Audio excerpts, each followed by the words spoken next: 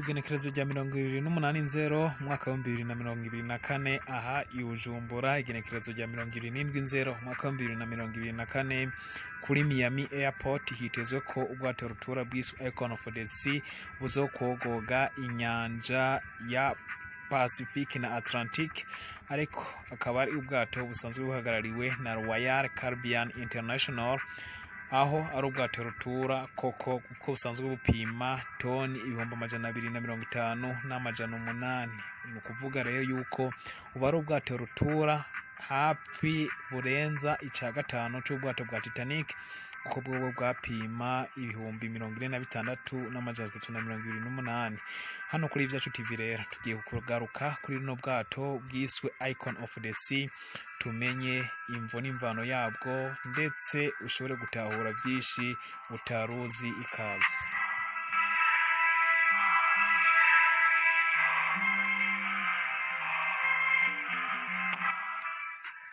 Kugira utahure neza ubu bwato, reka tubanza dusubire inyuma twihweze gato Titanic. Ushobora kura warasomye mu bitabo canke se wararavye muri filme. Titanic bwari ubwato Rutura mu gihe cayo, bukaba bwakozwe kuva mu mwaka wa 1909 gushika mu mwaka wa 1912, aho kuwa 10 z'ukwezi kwa kane yahagurukije ubwa mbere ivuye Southampton mu Bwongereza igenda i New York muri Leta Zunze Ubumwe za Amerika. Ikaba yaragenze urugendo rw'imisi 4, ariko ikaba yagenze umunsi umwe gusa mu rugendo rumwe gusa, nago nyene abarimwo bakaba base batashitse amahoro, ndetse na n'uwashoboye gushika kuko mu ijoro ry'uwa 14 rishira uwa 15 z'ukwezi kwa kane mwaka wa 1912 bwagonze amabuye amazi yashonze y'amazi yiswe iceberg. Abari baburimwo 1500 bose bahura n'ivyago babura ubuzima. Ico gihe bwari ubwato Rutura cane kuko bwari busanzwe bupima metero amajana 269 n'igice kimwe, bukaba bufise ubwaguke bwa metero 28, ariko kandi kuva hasi kugera hejuru ahasanzwe hasorokera ivyotsi ku bwato kaba hapima imetero 53 n'ibice bitatu. Ubu bwato bashobora kugenda ibirometero 41 ku isaha, bugatwara imizigo ingana na toni amajana 9, harimo n'abantu 2240 igihe bwasanzara, akaba ari bari basanzwe barimwo. Mu ijoro ry'uwa 14 rishira uwa 15 z'ukwezi kwa kane mwaka wa 1912 hafi y'izinge rya Newfoundland mu buraruko bwa Atlantic, hari hafi isaha 5:30 ubwo bwato bwagonze ikibuye. Hanyuma abari baburimwe 1500 basezera ubuzima. Benshi mushobora kuba mwarabonye filme inabivuga, ifilme yiswe Titanic, aho abakinyi bamenyekanye cyane nka Leonardo DiCaprio na Kate Winslet bakunzwe na benshi muri ino filme. Gusa iterambere ryagumye ryaguka kuva ico gihe amato Rutura arubakwa, ariko mu kinyejana ca 21 hari ubwato Rutura. Uyu munsi nari nabemereye ko tuganiraho. Niba wamenye ivya Titanic, ushobora kugereranya n'ubu bwato bwubashwe ndetse busanzwe buhagarariwe na Royal Caribbean International. Ni ubwato bunini cyane busumvya metero 100 ubwa Titanic, kuko bwo bureha na metero amajana 365, bukaba bwagutse kuri metero 50, ariko kandi bukaba bunapima itoni 250 n'amajana 8.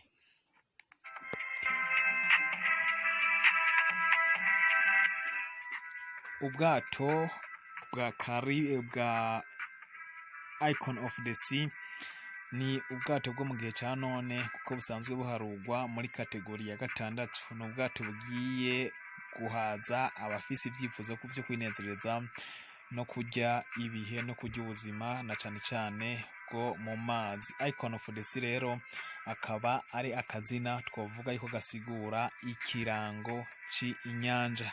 Ubwato buriko bukoregwa muri Finland na kompanyi ya Menya Shipyard, kompanyi isanzwe izobereye mu vyo kubaka amato Rutura, ikaba iherereye mu gisagara ca Turku ni muri Finland mu buraruko bwa Buraya.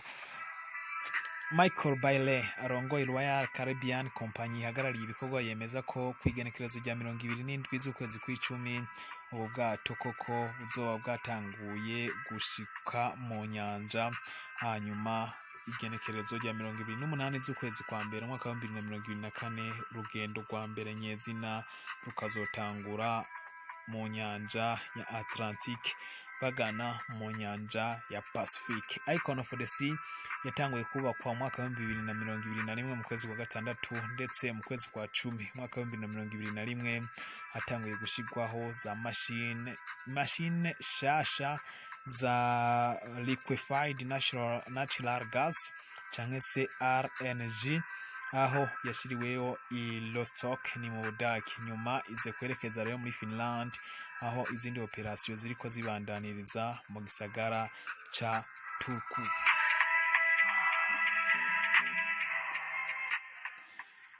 Kuyu wa 19 z'ukwezi kwa gatandatu mwaka wa 2023 niho Icon of the Sea yatanga urugendo rwa mbere rw'igeragezwa, aho yamaze imisi 3 kugeza ku igenekerezo rya 22 z'ukwezi kwa gatandatu mwaka wa 2023. Icon of the Sea ubwayo n'ubwato Rutura nkuko twabigarutseho, ndetse ifise imashini zitandatu zifise ubushobozi butandukanye harimwo liquefied natural gas na distilled fuel. Kompanyi ya Royal Caribbean isanzwe ifise ayandi mato manini nayo ari Rutura, yari isanzwe ifise kompanyi ya Wonder of the Sea, nayo yari ifise uburebure bunini cyane metero 358 nkuko ikinyamakuru CNN cyo muri Leta Zunze Ubumwe za Amerika kibivuga. Ikagira ibice vyo kwidagaduriramwo nk'aho kogera hejuru ku bwato, za piscine n'ibindi bishika 18. Murumva yuko rero Caribbean Royal International isanzwe izobereye cyane muri bino bijanye n'inyubako z'amato.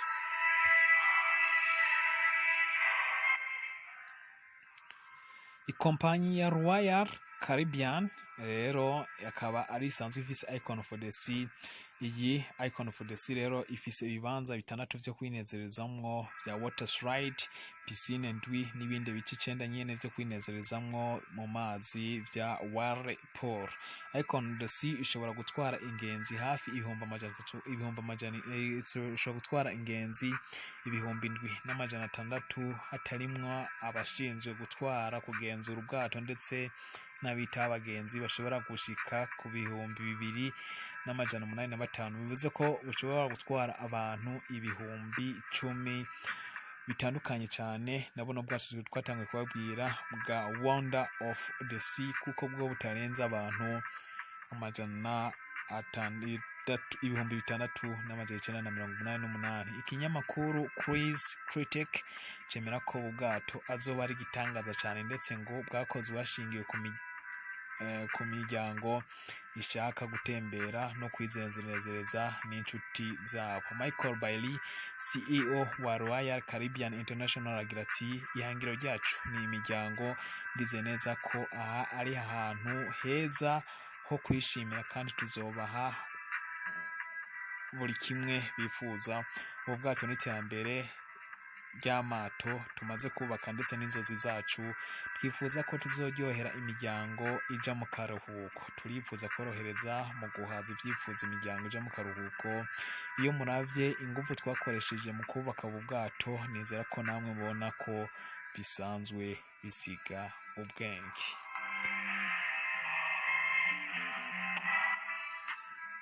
Kuva ku igenekerezo rya 22 z'ukwezi kwa gatandatu mwaka wa 2023 ubwo ubwato bwava mu igeragezwa Michael Mailey yagize ati muri iri geragezwa Icon of the Sea yagenze miles zirenga 1000 twariko tugenzura imashini zigize turaba hull brake system steering ndetse tugenzura kandi urusaku iteza ndetse na za vibration. Ibi byose vyakozwe neza kandi mu gihe nyaco nubwo ikirere kitatworohereje namba.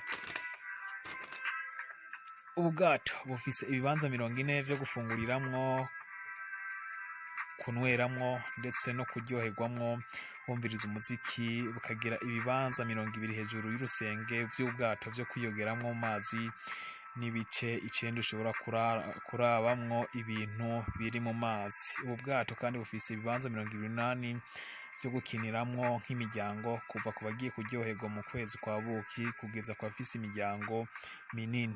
Kuva butanguye kubakwa abantu 2600 babukora ko buri munsi, muri bo haba harimo abaspecialists canke se abahanga barenga 1000 bagenda bakurakuranwa buri miss ine bagenzura kamwe ku kandi kugira ngo buno bwato bobe nta makemwa. Reka turabire hamwe ibintu bitanu ukwiye kubimenya ko neza na neza. Nuko ubwato bwa Icon of the Sea iyubakwa ryabwo ryatwaye miliyaridi zirenga 2 z'amadolari mu ngereranyo, nyuma yuko ubwato bwa Royal Caribbean Isle of the Sea bwari bwatwaye bwobwo miliyari 1.43.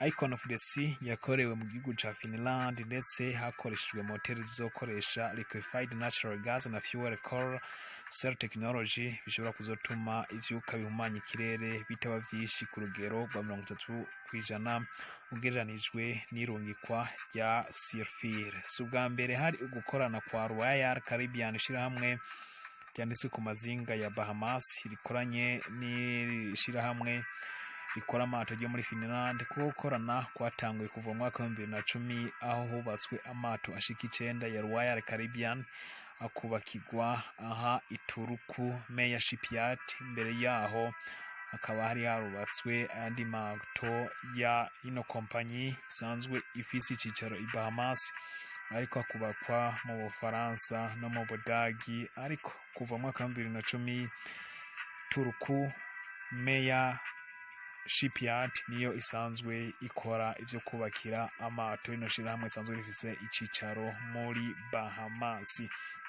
Icon of the Sea izoba ifise etage canke se desk 20 n'ibice vyo kurabiramwo abandi neighborhood 9 harimwo Fred Island, Chill Island, Central Park, Royal Promenade na Hideaway.